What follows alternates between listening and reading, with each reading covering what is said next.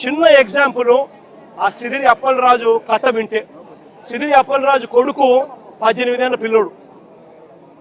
Sidiri Appalaraju doctor, Palasa MLA, మంత్రి, fishing మంత్రి మన ప్రభుత్వంలో. సిదిరి అప్పలరాజు కొడుకు 18 ఏళ్ల పిల్లోడు బైకు తోలుతా ఉండి, కర్మవశాత్తు బైకు తోలుతా ఉండి ఎవరిలో గుద్ది బైకు తోలుతా ఉండి ఒక మనిషి చనిపోయాడు.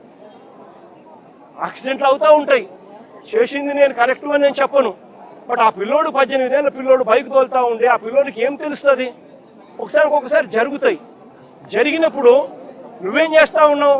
ప్రభుత్వం ఏం చేసిందో తెలుసా? ఆ సిదిరి అప్పలరాజు కొడుకును మర్డర్ కేసులో హోమిసైడ్ సెక్షన్ పెట్టి ఇరికించాలని ప్రయత్నం చేసింది. నిజంగా ఈ ప్రభుత్వం మానవత్వం ఉందా అని అడుగుతా ఉన్నా. చివరికి జడ్జి తప్పులు బట్టి ఏం సెక్షన్ పెడతానారయ్యా మీరు? 18 ఏళ్ల పిల్లోడి మీద మర్డర్ కేసు ఏంది పెట్టడము? అరే యాక్సిడెంట్ అయ్యింది, తప్పు జరిగింది, అది మర్డర్ కేసు పెట్టడం ఏందయ్యా అని చెప్పి జడ్జు తిట్టి సెక్షన్ మార్పించింది. అంటే ఎంత దారుణంగా జరుగుతూ ఉందని ఆలోచన చేయమని అడుగుతా ఉన్నా.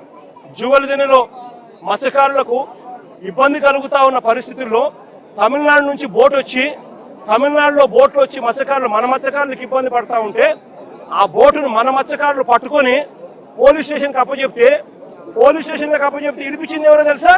తెలుగుదేశం పార్టీకి సంబంధించిన వీళ్ళే. లోకేష్ గారు అక్కడికి పోతారు, నెల్లూరు జిల్లాకు.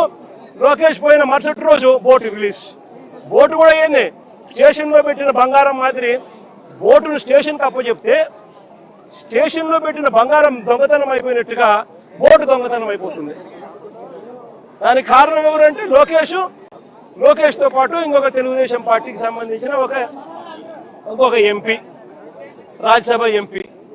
అంటే మత్స్యకారులు అంటే ఎంత విలువ లేకుండా ఉంది అనేది ఆలోచన చేయాల్సిన అవసరం కూడా ఉంది.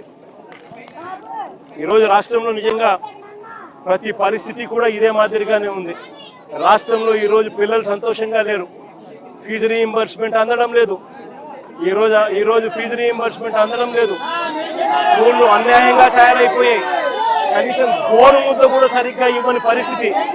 పిల్లలకు కనీసం బ్యాగులు బూట్లు పుస్తకాలు కూడా సరిగ్గా ఇవ్వని పరిస్థితిలో ఈరోజు స్కూళ్ళు జరుగుతూ ఉన్నాయి. ఆరోగ్యశ్రీ అనేది పూర్తిగా దారుణమైన పరిస్థితిలోకి వెళ్ళిపోయింది. పేదవాడికి వైద్యం అందక ఈరోజు అప్పులు పాలవుతా ఉన్నా కూడా ఈ ప్రభుత్వం పట్టించుకునే పరిస్థితి లేదు.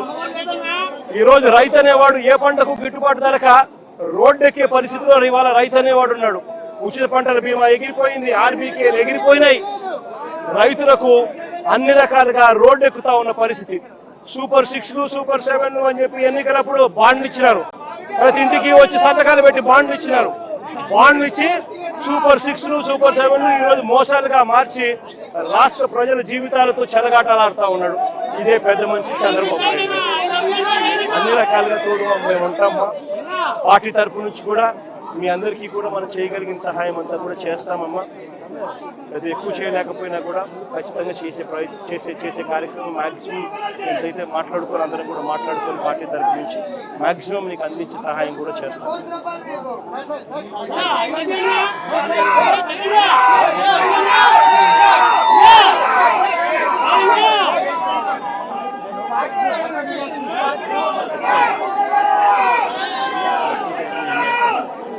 చేస్తాం, మాట్లాడుకోవచ్చు.